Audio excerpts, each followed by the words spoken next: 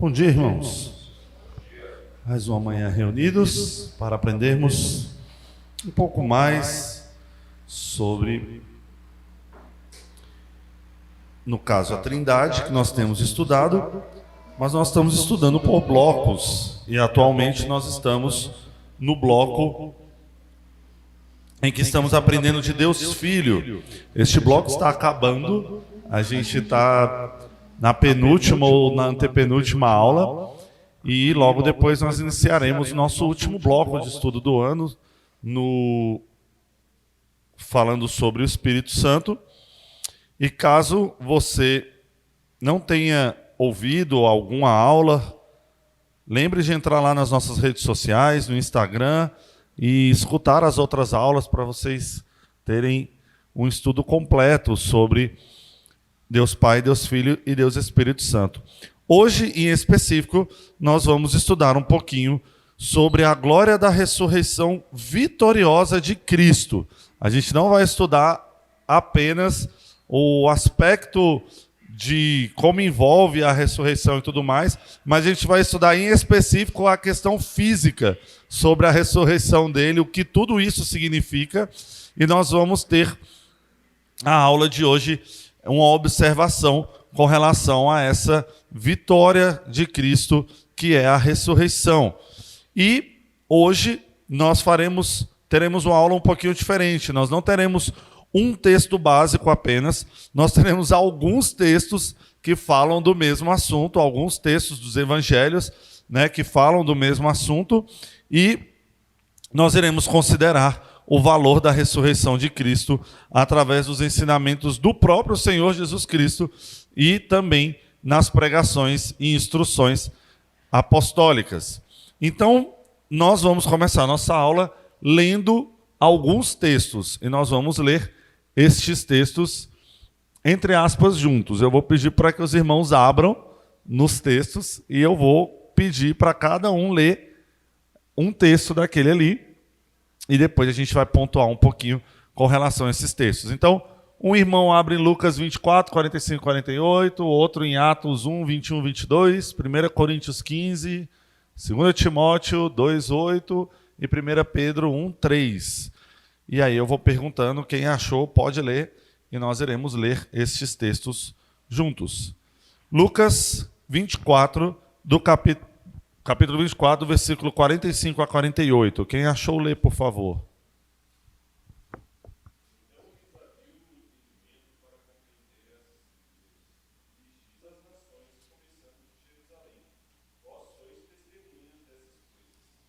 Então aqui nós temos já no primeiro texto aquilo que a gente falou. Nós temos o próprio Senhor Jesus, ele falando e esclarecendo e abrindo ao entendimento aos seus ouvintes. Então ele estava dando o entendimento aos seus ouvintes com relação a uma coisa que era clara e específica. Por quê? Porque estava já escrito.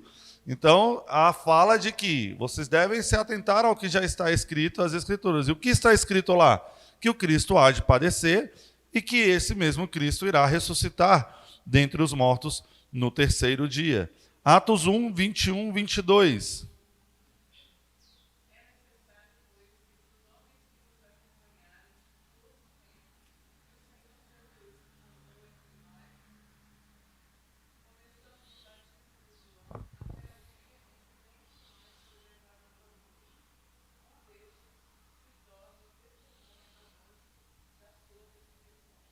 Então, aqui, mais uma vez, tratando sobre a questão das testemunhas relacionadas à ressurreição, em uma testificação de que o Cristo ressuscitou. 1 Coríntios 15, de 1 a 4.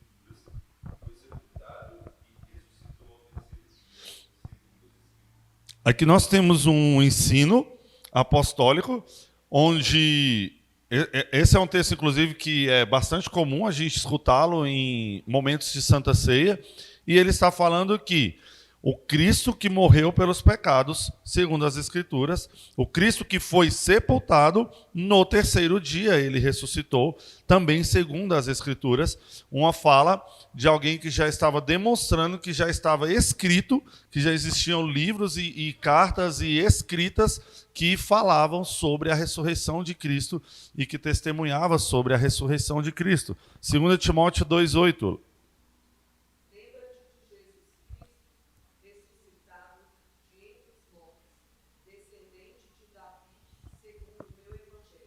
Então, como aqui está no futuro, aqui é uma carta escrita no momento em que Jesus já tinha passado por todas essas situações.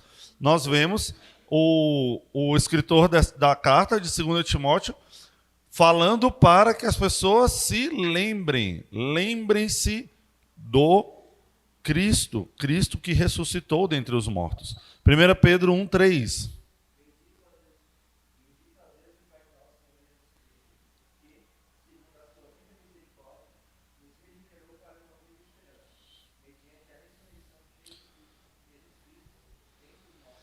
E nesse último texto, ele traz para a gente a questão de qual é o plano, o objetivo relacionado à questão da ressurreição de Cristo. E ele traz aqui que o Deus e Pai do nosso Senhor Jesus Cristo, em sua misericórdia, nos regenerou. Através do quê? Através da morte e ressurreição de Jesus Cristo. E ele traz aqui a questão relacionada, né, ao poder e à salvação que nos foi dada pela cruz. E que este Cristo foi ressuscitado, segundo a misericórdia do nosso Deus e Pai. Esses textos eles vão estabelecer para a gente uma verdade com relação a uma ação. Que verdade é essa? Alguém arrisca dizer? Qual é a verdade que todos esses textos estão trazendo e estão martelando? Ressurreição de Jesus. Que Jesus ele ressuscitou. Então, esses textos eles vão estabelecer para a gente que a ressurreição dos mortos de nosso Senhor Jesus Cristo não é nada menos que fundamental. É fato no Evangelho Bíblico e em sua doutrina de salvação do pecado e suas consequências, e que Jesus Cristo ressuscitou. O fato da ressurreição de Cristo ele é fundamental para várias coisas, para várias questões, para várias doutrinas. E quando nós pegamos o assunto da glória da ressurreição vitoriosa de Cristo, é crucial no início do nosso estudo, agora, nesse momento, que a gente identifique duas principais coisas, dois pressupostos bem importantes, sobre os quais nós iremos estudar e sobre os quais toda a doutrina da ressurreição de Cristo se apoia. E nós vamos estudar esses dois pressupostos hoje para que a gente possa entender exatamente como funciona a doutrina da salvação com o prisma voltado para a ressurreição. Então, o primeiro pressuposto que a gente tem que estudar é que o túmulo ele está vazio. O fato do túmulo estar vazio e quais são as implicações relacionadas a isso. A gente vê que todos os 4 evangelhos eles contêm diversos detalhes a respeito desse fato, do fato de que Jesus ele ressuscitou. Depois que os soldados romanos eles constataram que Jesus estava verdadeiramente morto, o que eles fizeram? Eles tiraram Jesus da cruz, fizeram uma série de coisas, né? Enrolaram ele no manto, tiveram uma série de precauções, procuraram um túmulo para poder colocar ele e colocou Jesus, né, neste túmulo. Isso está registrado lá em João 19:40. Fala que o seu corpo ele foi envolto em um pano e José o levou para um jardim onde havia um sepulcro onde nenhum homem ainda tinha sido colocado. Logo era uma cova nova. Não era bem uma cova, porque eles não cavavam para enterrar os mortos naquela época. Eles ficavam colocando em grutas, em buracos, não necessariamente buracos naturais, né? Os túmulos eles podiam ser construídos também. Eles podiam cavar e fazer um túmulo, mas era um túmulo vazio. E o que isso tem a ver? Que importância tem isso? A importância é simples. Naquele lugar onde depositaram Jesus dentro, onde eles rolaram a pedra para a boca, naquele sepulcro onde várias mulheres observavam todo esse procedimento, como a própria Bíblia fala, não havia mais nada nem ninguém lá dentro. Então, Jesus ele foi colocado lá dentro sozinho, uma pedra foi rolada para dentro da boca, uma pedra bem grande, conforme alguns relatos. E Mateus 27, 62 a 66, ele nos informa que um dia depois do sepultamento de Jesus, Pilatos ele recapitulou algumas solicitações que ele tinha feito. Ele tinha feito uma solicitação para os fariseus para que esta pedra ela fosse selada. E o próprio Pilatos ele designou um grupo de soldados romanos para montar guarda na frente do túmulo, aonde Jesus tinha sido colocado. Então os relatos do Evangelho eles afirmam que no primeiro dia da semana, quando Jesus foi colocado, no primeiro dia da semana, vários homens e mulheres estavam ali no sepulcro apenas para descobrir o que tinha acontecido. Quando chegou no domingo, vamos recapitular. Na sexta-feira, Jesus morreu, tiraram ele da cruz, colocaram ele num túmulo que não tinha nada nem ninguém dentro, botaram uma pedra rolada na frente desse túmulo, botaram pessoas na porta desse túmulo para poder vigiar esse túmulo. Porém, no primeiro dia da semana, no domingo, aconteceu alguma coisa. E várias pessoas foram para esse túmulo para descobrir o que tinha acontecido. E apenas descobriram que a pedra tinha sido removida e que anjos estavam ali dentro daquele túmulo, convidando pessoas diferentes para entrar, para observar que o túmulo estava realmente vazio. Quando eles fizeram isso, eles viram ali panos do enterro de Jesus, o mesmo pano que foi utilizado lá quando enrolaram Jesus. Esses panos estavam no chão.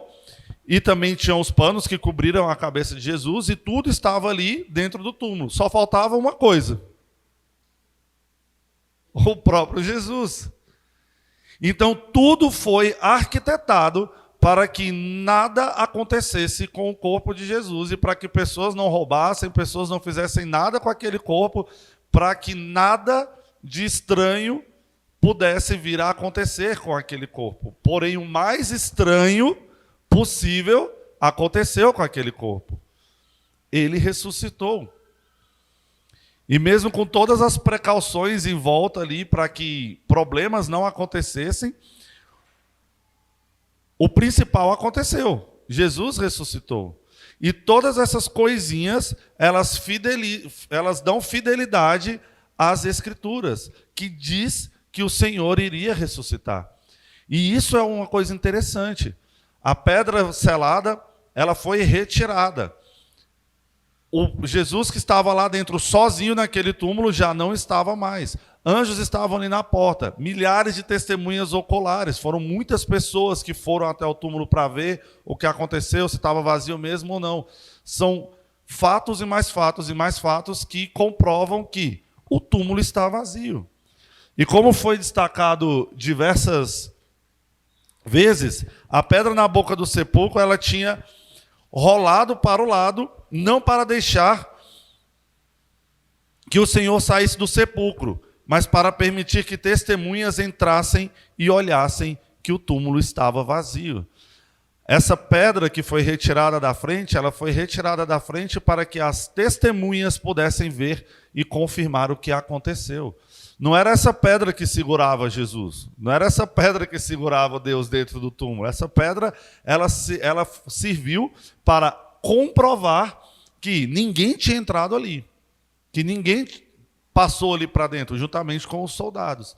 E no momento em que ela é retirada para que nós, homens, né, principalmente os que estavam lá na época, pudessem testificar de forma ocular que Jesus não estava mais ali, que ele tinha ressuscitado. O túmulo estava vazio.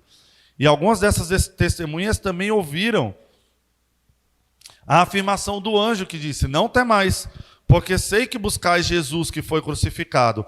Ele não está aqui. Ressuscitou, como tinha dito.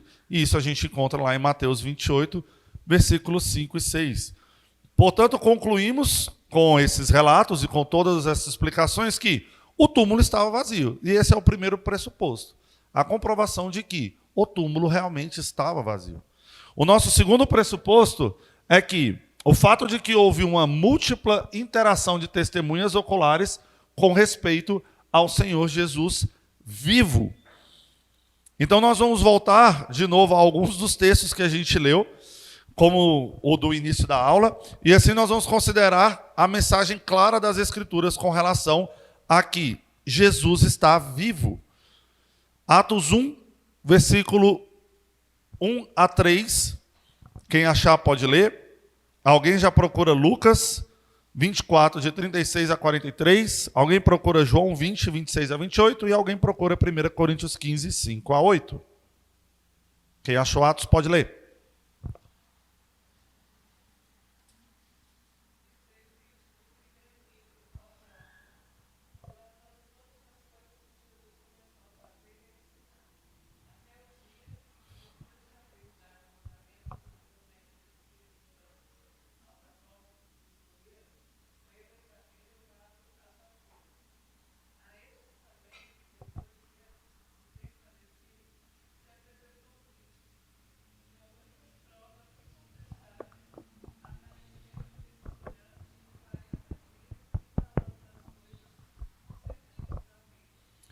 Então aqui nós temos o escritor, né, escreve nesse livro a Teófilo, e falando que Jesus já havia feito muitas coisas depois de ressuscitado, apareceu para muitas pessoas e tinha pregado, e tinha falado, e tinha feito várias e várias coisas que traziam para eles provas incontestáveis da ressurreição e do aparecimento, né, de Jesus no meio daquele povo. Lucas 24, 36 a 43.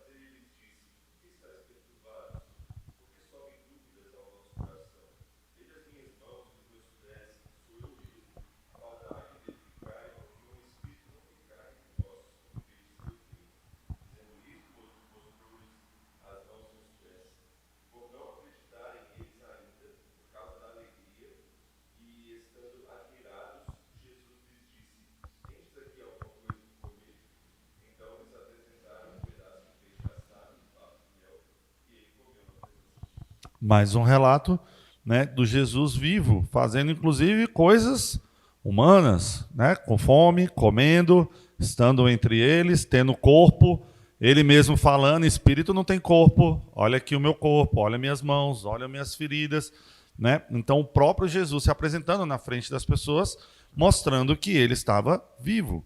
João 20, 26 a 28.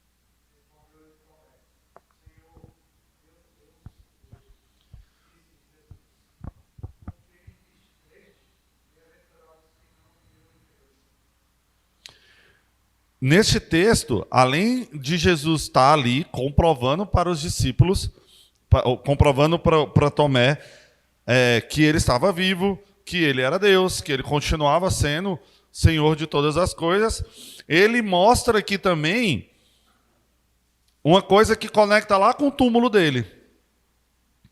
A pedra era capaz de segurar Jesus? Não. A comprovação que a gente tem está aqui nesse texto. O que estava trancado na casa? As portas. A casa estava fechada. Mas Jesus, ele apareceu no meio deles. Então, da mesma forma como a pedra lá não segurava Jesus, aqui a casa, a porta trancada também não segura Jesus. Então, é mais uma comprovação de que A pedra ela foi retirada do túmulo para que as pessoas pudessem ver que o túmulo estava vazio, porque a pedra não segurava Jesus. Não tinha nada que pudesse segurar Jesus, porque ele, além de homem, ele também é Deus, sobre todas as coisas e soberano sobre tudo. E aqui ele faz mais uma vez uma aparição e fala para Tomé, né? Esse texto é até famoso, né? A questão de Tomé. Toca aqui na minha mão, toca aqui no meu lado, veja que sou eu mesmo. Porém, ele apareceu na frente de Tomé e dos discípulos. 1 Coríntios 15, de 5 a 8.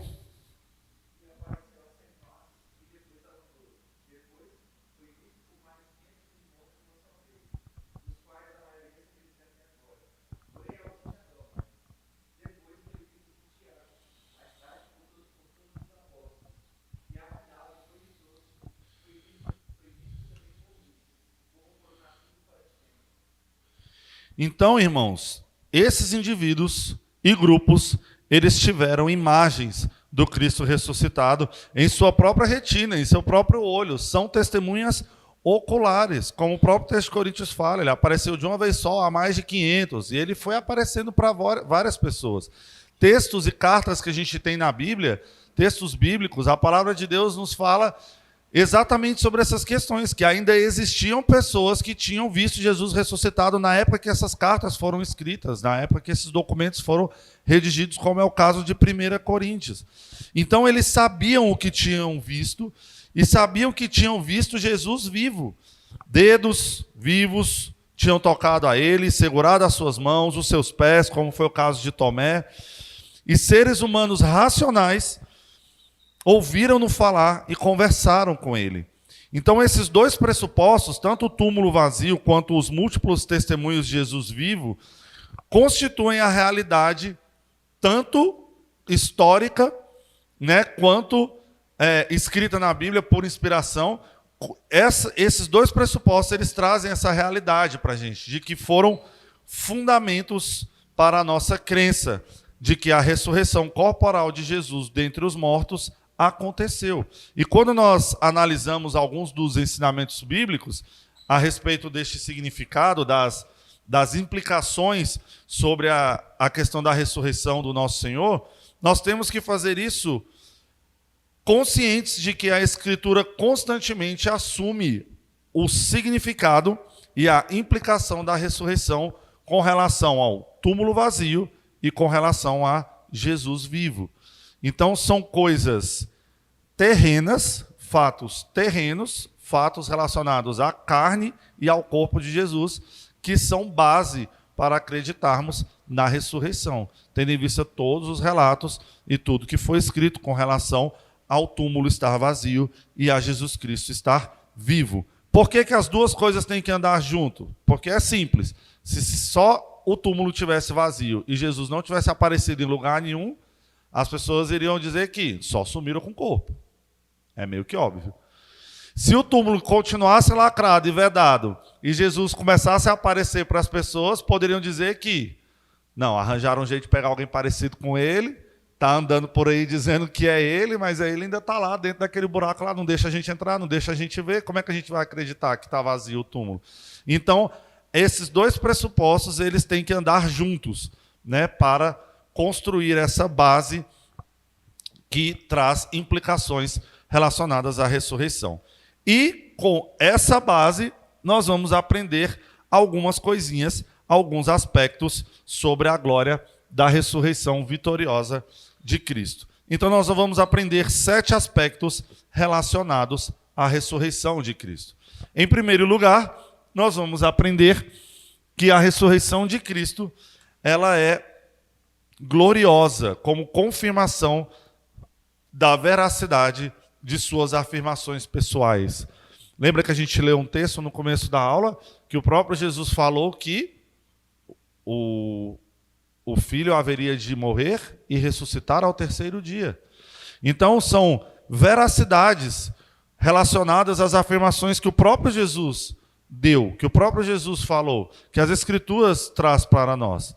Antes de sua morte na cruz, nosso Senhor, ele fez essas afirmações incríveis e também únicas, relacionadas tanto à sua pessoa quanto à sua missão aqui na terra. Ele afirmou ser o único Filho de Deus. Isto é, ele afirmou e compartilhou a sua própria essência divina com aqueles que estavam com ele. Alguém abre, por favor, João 5, versículo 17 e 18.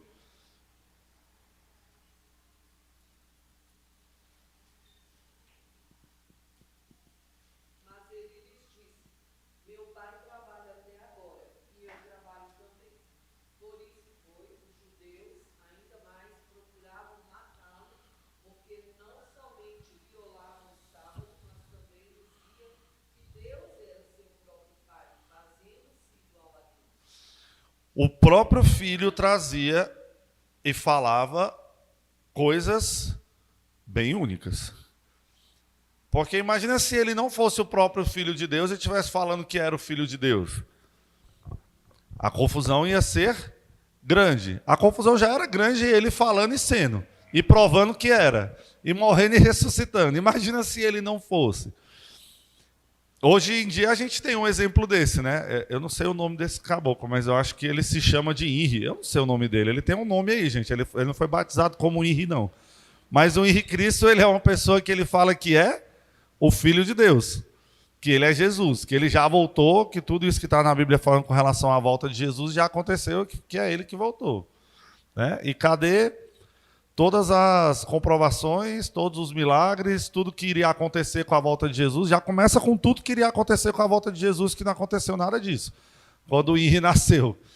Então, as afirmações que Jesus trazia eram afirmações únicas. E era um compartilhamento da sua própria essência divina, porque ele era divino. E ele provou ser divino através da ressurreição. E ele provou ser divino através de várias outras coisas. Mas a ressurreição, a morte e a ressurreição de Cristo é, de fato, o ápice, né, da sua missão aqui na Terra. É o ápice de todo o plano da salvação. Né? Porque através da morte e da ressurreição, todas as coisas, elas se concretizam. Tudo aquilo que falavam que iam acontecer, aconteceu. Tanto que a gente, ano passado, estudando o Panorâmica da Bíblia, a gente viu que tudo antes de Jesus apontava para Jesus. Para o momento em que ele estaria aqui na terra, para o momento em que ele estaria aqui fazendo o que ele fez. E todas as cartas depois de Jesus, a gente até leu algumas aqui hoje, Coríntios e tudo mais, está também apontando para Jesus. Tudo que ele fez, tudo que ele cumpriu, todas as profecias que foram cumpridas nele, tudo que aconteceu através da sua vida. O nosso Senhor, ele também faz essas afirmações quando diz que ninguém conhece o Filho senão o Pai, e ninguém conhece o Pai senão o Filho. Isso está em Mateus 11, 27. De maneira bem simples, Jesus está afirmando que somente a divindade pode compreender a divindade. E justamente por isso, só ele poderia conhecer ao Pai, e só o Pai poderia conhecer ele como Filho, como Deus. Isso significa que a gente não conhece a Jesus? Não, não é uma questão tão... Não é para esse lado. Nós conhecemos Jesus como a obra de Jesus, que ele nos salvou, tudo que a Bíblia nos fala sobre ele, tudo que temos aprendido. Mas quando ele está falando aqui sobre o conhecimento, é um outro tipo de conhecimento. É a questão da divindade se compreender. Você consegue compreender como que Deus é, e como que ele faz o que faz, e como que ele é o que é? Para a mente humana isso é impossível. Só o próprio divino pode conhecer ao divino. Só o próprio Senhor Jesus pode conhecer ao Pai, e o Pai ao Senhor. E essa é a afirmação que o Senhor nos traz. A ressurreição dos mortos de nosso Senhor confirma a veracidade exatamente dessa divindade que ele está afirmando que tem. Somente quem é, na essência, Deus, pode morrer na sua vida e retomá-la novamente com a sua própria vontade. Algumas pessoas ressuscitaram? Algumas pessoas já ressuscitaram, mas por vontade própria? Não por vontade própria. Só Jesus pode fazer isso. Inclusive, na morte de Jesus aconteceu até isso, né? Alguns mortos levantaram do túmulo, pessoas que já tinham morrido se levantaram, mas por vontade própria? Não por vontade própria. Por causa de Jesus. E Jesus, por vontade própria, ele toma sua vida novamente, em obediência ao Pai, após fazer tudo o que o Pai tinha, né, instituído para que ele fizesse. E por essa razão, a sua ressurreição dentre os mortos é o sinal de coração que valida as afirmações de Cristo quanto à sua pessoa única como Deus homem. Entretanto, a ressurreição do Senhor não é gloriosa apenas pela validação da veracidade das afirmações do próprio Senhor, mas também temos em segundo lugar a ressurreição de Cristo, que é gloriosa como o encerramento de seu estado de humilhação. Como Filho eterno, o Verbo de Deus, Jesus Cristo, ele é uma pessoa não criada, ele estava com Deus desde a fundação do mundo, ele sempre esteve com Deus, né? E este verbo não criado, que é a própria essência de Deus, ele tem toda a glória de Deus, e Deus o cerca e lhe serve em seu estado pré-encarnado. Quer dizer, eles são uma pessoa só, e eles estão juntos desde a fundação do mundo, né? E vão estar juntos para toda a eternidade. Após sua encarnação, o nosso Senhor, ele não deixou de lembrar dessa glória pré-encarnação que tinha sido dele. E na oração registrada em João 17, ele ora assim: glorifica-me, o Pai, contigo mesmo, com a glória que eu tive junto de ti antes que houvesse mundo. O que confirma todas essas afirmações de que Jesus, ele lembra quando ele estava aqui, né, passando pela terra, num processo de humilhação, como a gente já aprendeu em outras aulas, ele se lembra da sua glória antes dele se encarnar. Tanto que ele ora desse jeito: glorifica-me, o Pai, contigo mesmo, com a glória que eu tive junto de ti antes que houvesse mundo. Que desde a eternidade para a eternidade, Jesus, ele está glorificado com o Pai. E o processo de Jesus vir à Terra, na concepção de Maria, este processo, ele é um processo que é chamado de estado de humilhação de Jesus. Por quê? Primeiro, ele se colocou nesse estado porque ele quis, então não foi nada, né, que ele não quisesse fazer, mas o fato dele querer fazer não deixa de ser um processo de humilhação. Tanto que a própria palavra de Deus diz que para que Jesus se encarnasse, ele teve que se esvaziar. Ele esvaziou-se de si mesmo para assumir a forma de homem. E aí muitos acham, né, que na cruz Jesus foi humilhado. Não, gente, a humilhação de Cristo começa lá na concepção, quando ele teve que esvaziar-se de si mesmo. Na cruz, essa humilhação, ela culmina com sua morte e o seu sepultamento. E a explicação de tudo isso sobre o estado de humilhação de Jesus, ela fica mais clara ainda quando a gente lê o Catecismo de Westminster. A gente já leu, já tem um tempo aqui na igreja, vamos ler de novo. Pergunta 46.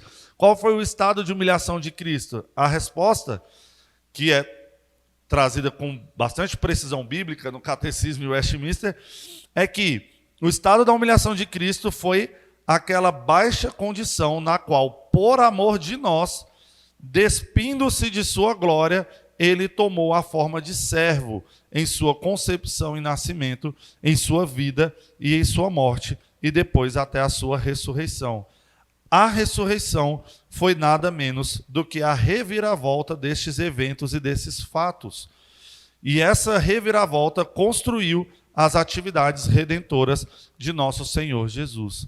A ressurreição de Jesus é o que vai dar um ponto final na humilhação de Jesus. Ele vem, ele se torna homem, ele passa por todas as necessidades como homem, ele sofre a morte de cruz, mas aí ele ressuscita. E dali para frente vai começar um outro estágio. E é o que nós vamos ver no terceiro lugar. Em terceiro lugar, a ressurreição de Cristo é gloriosa como o primeiro passo para a instalação como Rei e Senhor messiânico. Então, este é o primeiro passo. Assim como é o último passo da trajetória de humilhação de Jesus, aqui nós temos o primeiro passo da trajetória de instalação como Rei e Senhor de todos. Então, tão certo quanto a ressurreição ela marca este fim da humilhação, esse mesmo acontecimento pode ser visto de maneira inteiramente positiva, pois é o começo da sua exaltação. E aí começa a exaltação de Cristo. No momento da ressurreição do nosso Senhor, começa a exaltação. Palavras totalmente diferentes. Ele está num processo de humilhação. E a partir desse momento ele passa para a fase da exaltação. É o mesmo momento, né? É o momento da ressurreição. Ele serve para duas coisas. Ele finaliza uma etapa, ele começa outra etapa. Lá em Filipenses 2, capítulo 5 a 8, capítulo 2, versículos 5 a 8, os Filipenses ele traça a descida na humilhação de nosso Senhor. E uma passagem lá em Efésios 1, versículo 19, 23, traça a subida em sua exaltação. Então ele vai do túmulo vazio ao trono e a concessão do lugar mais alto em poder e honra. Após a ressurreição de Jesus, ele não morreu de novo. Ele foi levado aos céus, e ele ainda passou um tempinho aqui na terra, mas ele foi para o céu, onde ele está em um trono. Então ele saiu de um túmulo para um trono. Ele saiu de uma humilhação para uma exaltação. A ressurreição levou à instalação formal de Jesus como Rei e Senhor à direita de seu Pai. E assim, nós vamos considerar juntos o nosso quarto lugar. Em quarto lugar, a ressurreição de Cristo é gloriosa como a afirmação divina de uma redenção realizada. Uma das 7 palavras que o nosso Senhor murmurou durante as horas de agonia na cruz foi com um brado dizer: está consumado. Quando o nosso Senhor pronunciou essas palavras, ele estava declarando em alto e bom som que tudo aquilo que ele foi conquistar na cruz estava de fato realizado e que continuaria a ser realizado para sempre. Mas logo após pronunciar esse grito de triunfo, ele inclinou e ele morreu. Olha que estranho. Ele falou: está consumado. Tudo está de acordo com o que tinha que ser e tudo que era para ser feito foi feito. Aí ele morre. Parece estranho. Parece que a entrega do seu espírito nas mãos do Pai dá para aquelas pessoas a sensação de que, e agora? Tudo que ele fez foi válido? Ele foi depositado num túmulo, como assim? Então, de fato, o salário do pecado é a morte, acabou, está tudo acabado? A morte pareceu ter vencido, a morte pareceu ter dado a última palavra. A morte parece que está com o nosso Senhor naqueles momentos. Mas por diversas razões, o Pai, ele tinha decretado que o nosso Senhor ele ficaria sim morto por 3 dias. Por quê? Uma das razões é para eliminar o fato de que Jesus pudesse não estar morto. 3 dias é tempo suficiente para você saber que a pessoa morreu mesmo, morreu de fato. Né? Não foi ele dormiu, ele está desmaiado, ele está desacordado. Não, ele morreu. Era deixar evidente de que ele não tinha, né, apenas estado num estado de coma, de desmaio ou tudo mais por algumas horas. E que sim, a morte parecia ter sido a última palavra, mas era necessário que a morte estivesse ali presente naquele momento por todo aquele tempo. Sem dúvida, Jesus de Nazaré ele estava morto de verdade. Porém, chega a manhã de Páscoa, chega o primeiro dia da semana e o túmulo de repente está vazio. E o que esse túmulo vazio diz para nós, a gente já aprendeu, mas a resposta está resumida em Romanos 4, versículo 25. Paulo escreve sobre nosso Senhor Jesus que ele foi entregue por causa das nossas transgressões e ressuscitou por causa da nossa justificação. Em outras palavras, a ressurreição de nosso Senhor pelo Pai foi a afirmação necessária de uma redenção realizada. A redenção foi realizada através de todos esses fatos, de todos esses caminhos, né, de todas essas etapas a qual Jesus passou. Tudo que era necessário para gerar obediência máxima às exigências da lei e para gerar satisfação completa às sanções penais da lei foi realizado com a vida e morte de Jesus, o nosso representante. E ele é a nossa garantia e o nosso substituto, porque se não fosse ele, seríamos todos nós. E mesmo assim não ia adiantar. A nossa morte não ia adiantar para poder pagar os nossos pecados. Só a morte de Jesus. Então, em outras palavras, a ressurreição foi um amém estrondoso de Deus para o brado de Jesus de que tudo estava consumado.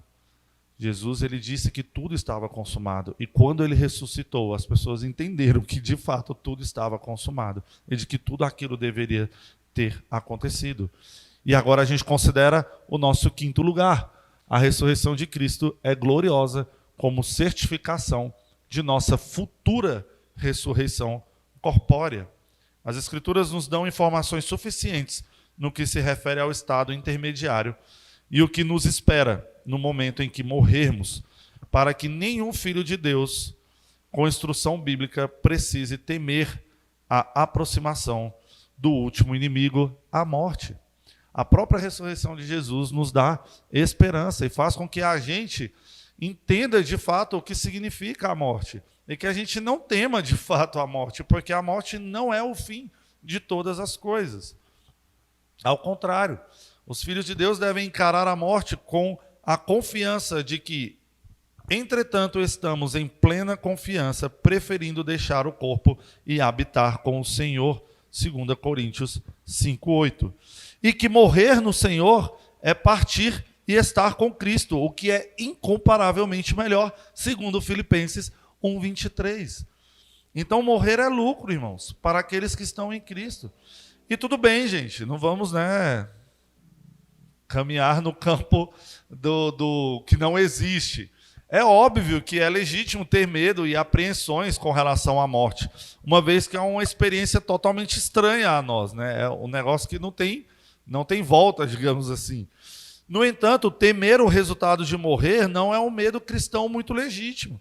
A gente tem que ter cuidado com o medo e o temor que a gente tem relacionado à morte. A antecipação de estar com Cristo é uma confiança para todo crente, e sua expectativa e o seu anseio deve girar em torno disso, de estar com Cristo. Eu não estou falando que a gente tem que desejar a morte, gente, não é nada disso. A gente precisa simplesmente entender que a morte não é o fim de todas as coisas, e não se desesperar tanto frente a ocasiões em que a morte é um fato. A doutrina bíblica da esperança do crente é que quando o nosso Senhor Jesus Cristo retornar, trazendo os seus próprios espíritos aperfeiçoados com ele, nós devemos ganhar corpos ressuscitados, formados segundo o corpo de sua glória. Então, essa glorificação para a qual fomos predestinados, na eleição e no plano de Deus, essa glorificação assegurada pela obra redentora do nosso Senhor Jesus Cristo, essa mesma glorificação que será efetivada em nós pela obra poderosa do Espírito Santo, envolve ter o nosso espírito aperfeiçoado e reunido mais uma vez ao nosso corpo aperfeiçoado. Portanto, esse corpo que será dotado de capacidades e habilidades que nos servirão para os nossos dias, nos novos céus e nova terra, esse corpo, ele será infinitamente, não tem nem como a gente comparar, gente, com o que a gente tem hoje. Será tudo novo, tudo aperfeiçoado, tudo perfeito. E por essa razão, Paulo utiliza a linguagem de absoluta necessidade com relação aos nossos corpos ressurretos, afirmando que é necessário que este corpo corruptível se revista da incorruptibilidade e que o corpo mortal se revista da imortalidade. Portanto, todo cristão um dia irá deixar essa terra, mesmo que não morra, caso veja a volta do nosso Senhor Jesus. Mas este corpo, ele será transformado. Nós não estaremos neste corpo para sempre, independente da forma com a qual nós entraremos no novo céu e na nova terra. Se for a gente morrer e depois estar com Cristo, ou se for a volta de Cristo e nós sermos transformados.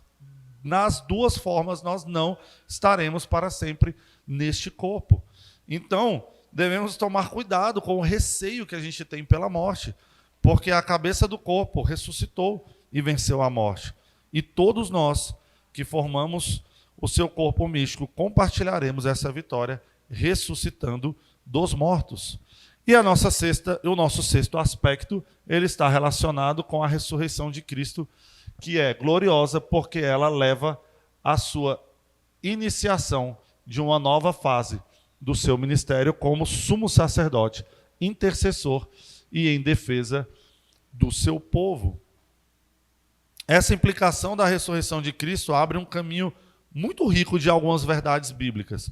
Vamos voltar ao catecismo, dessa vez no breve catecismo. O breve catecismo, na pergunta 23, diz: que funções exerce Cristo como nosso Redentor? E a resposta é: Cristo, como nosso Redentor, exerce a função de profeta, de sacerdote e de rei, tanto no seu estado de humilhação como no estado de exaltação. No entanto, após a sua ressurreição, sua ascensão e sua presença à direita de Deus Pai, o nosso Senhor ele entra em uma nova fase, na fase de sua função em todas essas três tarefas. E nenhum aspecto desse fato é mais motivador e consolador para nós, povo de Deus, do que aquele que se aplica ao seu ministério estendido como sumo sacerdote, pois ele é o nosso intercessor e ele é o nosso defensor. E ele vai interceder pelo seu povo, e ele vai defender o seu povo. Portanto, nós temos um intercessor junto ao Pai, e o único intercessor. E isso é bem importante para ficar gravado aí na cabeça de vocês.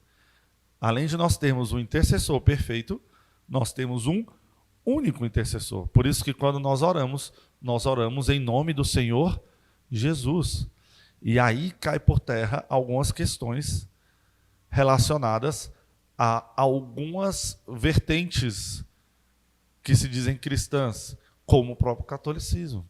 Por que tantos intercessores? Por que tantos santos? Por que orar para tantas outras figuras, sendo que nós podemos orar diretamente ao nosso Senhor Jesus, que é o nosso intercessor, que está à direita de Deus Pai? Para quê? Racionalmente não tem nem muito sentido. Não é para dividir a tarefa. Nossa, Jesus deve estar cansadão mesmo. Como Deus superior e criador de todo o universo, ele precisa dividir a tarefa dele com outras pessoas, com seres humanos, porque é tarefa demais, é coisa demais. Ué, mas ele não é onipresente, onisciente? Ele não sabe de todas as coisas, ele não está em todos os lugares? Ele é o nosso intercessor. E único intercessor. E o nosso sétimo e último aspecto relacionado à ressurreição de Cristo está no fato de que a ressurreição de Cristo é gloriosa ao estabelecer a configuração de toda a religião verdadeira e salvadora. Há algumas verdades fundamentais que as Escrituras revelam claramente. E uma dessas verdades é que a salvação de pecadores culpados repousa sobre o fundamento da atividade completamente objetiva, externa, redentora, de uma vez por todas, de nosso Senhor Jesus Cristo, como representante, como fiador, como substituto para o seu povo. Temos de levar adiante essa verdade, gente, essa gloriosa verdade de que a salvação é encontrada em Cristo Jesus e somente em Cristo Jesus. Ele é o nosso substituto. Além disso, temos de articular com mais clareza que essa salvação é recebida pela fé e somente pela fé. Temos de pregar que a fé salvadora será sempre acompanhada de verdadeiro arrependimento e do início de uma vida de boas obras. Não que as boas obras nos salvem, não é isso. Mas é o contrário. Se nós formos salvos, se nós formos libertos, e se nós estamos arrependidos dos nossos pecados através da fé salvadora, nós devemos praticar boas obras. Nós devemos dar bons testemunhos.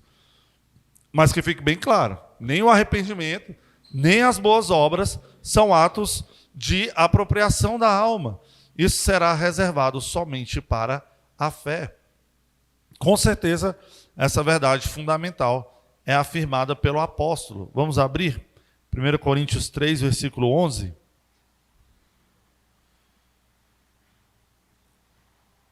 1 Coríntios 3, versículo 11.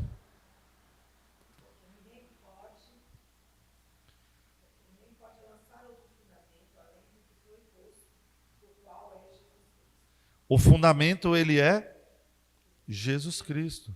Qualquer tipo de fundamento está baseado em Jesus Cristo. Em outras palavras, um Cristo crucificado e ressuscitado, que conseguiu a nossa redenção mediante sua morte e ressurreição por meio do ministério do Espírito Santo, produz uma comunidade de seguidores crucificada e ressuscitada também. Ao aplicar a salvação de Cristo aos eleitos de Deus, o Espírito Santo une homens e mulheres em Cristo Jesus, pois ele é o fundamento de todas as coisas. E em virtude dessa união com ele, eles morrem para o domínio e para a escravidão do pecado, ressuscitando para uma nova vida, vivida para Deus, em resposta de amor e gratidão à misericórdia salvadora recebida do Cristo crucificado e ressurreto. Concluindo, esses dois pressupostos fundamentais, tanto o fato do túmulo vazio, quanto o fato de que houve uma múltipla interação de testemunhas oculares a respeito de Jesus vivo, embasam todo o ensinamento bíblico relativo à ressurreição de nosso Senhor Jesus Cristo. Construindo sobre os fundamentos desses dois pressupostos, nós temos essas 7 verdades que a gente estudou hoje, que captam um pouco do ensinamento bíblico relativo às coisas que fazem da ressurreição do Senhor a realidade mais gloriosa que nós temos. E que a contemplação e a força dessas verdades maravilhosas possam fazer com que todos nós digamos, como está escrito lá em 2 Coríntios 9,15, graças a Deus pelo seu dom indescritível. Amém? Vamos orar? Senhor Deus, muito obrigado pela tua obra salvífica, pelo teu plano, ó Pai, da redenção, pelo teu plano da salvação. Obrigado, Senhor, por podermos ter um intercessor, ó Pai, que atende por nós, que nos protege, que nos guia, que cuida de nós, ó Pai, e esteja nos abençoando para que a gente possa cada dia pregar e proclamar este Evangelho. Obrigado por nossa igreja reunida, pela oportunidade de aprendermos e por tudo que o Senhor tem feito por nós. Em nome do Senhor Jesus. Amém.